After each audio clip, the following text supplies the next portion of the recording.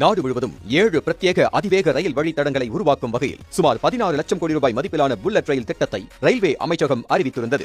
இதனைத் தொடர்ந்து உள்நாட்டிலேயே வடிவமைக்கப்பட்டு தயாரிக்கப்படும் முதல் அதிவேக புல்லட் ரயில் திட்டம் வேகமெடுத்து வருகிறது. இந்த திட்டத்தின் கீழ் தயாரிக்கப்படும் முதல் முன்மாதிரி ரயில் தொகுப்பு 2027 ஆண்டின் தொடக்கத்தில் தயாராகும் என பொதுத்துறை நிறுவனமான BEML தெரிவித்திருக்கிறது. பெங்களூருவில் உள்ள BEML நிறுவனத்தின் ஆதித்யா தொழிற்சாலையில் இந்த அதிவேக ரயில் தயாரிக்கப்பட்டு வருகிறது. கடந்த ஏப்ரல் மாதம் ரயில் உற்பத்தி மையத்தை திறந்து வைத்தார். தற்போது ரயிலின் வடிவமைப்பு மற்றும் உற்பத்தி பணிகள் தீவிரமாக நடைபெற்று வருகின்றன.